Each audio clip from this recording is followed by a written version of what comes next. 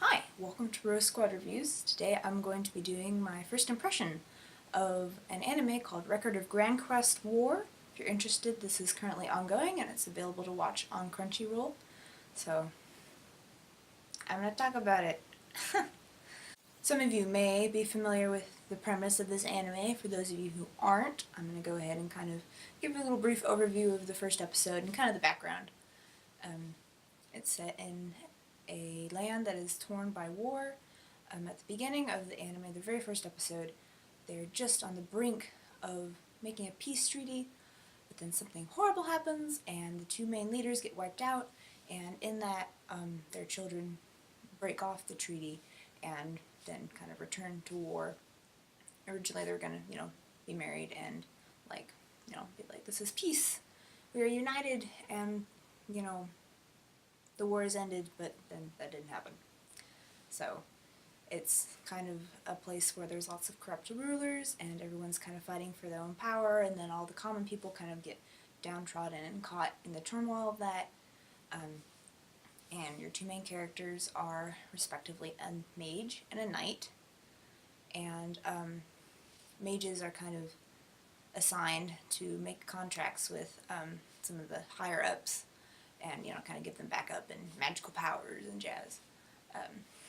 And this mage is on her way to make a contract with one of the leading lords. She doesn't really want to. Don't really know why, but she's like, I have distaste for this idea. And along the way she meets this young knight who is kind of like, you know what, I want to be all that's good in the world, and I want to save my family and my land, and she's kind of like, you know what, this guy's different from all the rest of them, so I'm going to jump on this boat and, we're going to change the world together. And she says that she's inspired by his idealism, but I kind of think that she might have her own kind of plans with what she wants to see happen in the world, because right away she's like, okay, now we're going to take over this guy, and then we're going to do this, and we're going to, has this plan for, world domination. So I kind of wonder, is it, her aiding him, or is it actually her using him to her own purposes? I don't know. Anyway, I think that the show, the premise, has a lot of promise. Has a lot of potential.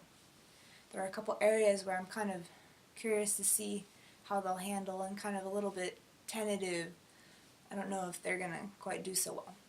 The two main areas that I'm kind of concerned about are the plot and the characters, which are kind of like the two most important things, in my opinion, about an anime. If it's a good quality, just anything really, story-wise. If it's good quality, it needs to have a strong plot, strong characters, for it to be truly successful, I think. Because those are kind of like the two basic tenets that you build your story on. And in the first episode, things start happening quite quickly. So obviously, Sulika, the mage, and Theo. It says, it's written Theo, but it's pronounced differently in the Japanese because the TH sound is weird. But the knight guy, they kind of team up pretty early on. And then within that first episode, they're already conquering a nearby lord and making their first move. I'm a little bit concerned that the plot is going to just be charged with all of these successes, where it's they're powering through and they keep going and they're just yeah, we're making it to the top, we're gonna win, kind of like a tournament style sports anime where they just keep winning, and you're just but this isn't really that realistic. And kind of tying in with that, they've introduced a lot of characters where they're this is going to be a main character, they're really important, you should look at them. And just within the first few episodes, I mean, you're kind of getting your group together, but I'm just afraid that they're going to continue to add on to that and add on to that, and that the character cast is going to be top heavy, and it's just going to be too much going on, and all the characters are going to be OP'd, and it's just going to be kind of we have all these cool people behind us, and no one can stop us, so it's not really an issue that you should be concerned, are we going to win or not? Because obviously we are, so why are you even watching this? And it just takes the interest out of it, and then also you're going to lose on character development, because you're not going to have have too many characters to focus on and not enough to be able to really grow those characters and bring them together. We'll see. I think the premise does have a lot of potential. I want to see political intrigue, and I want to see like strategy and just like ups and downs of the plot. So like they might win, but then they have hardships that they have to overcome, and just kind of interesting ways that they do that. I am curious to see how they handle the relationship between the two children of the archdukes, the world leader people, that were going to get married at the beginning, because they kind of broke it off, and I feel like that's a potential dynamic that would be really interesting to explore.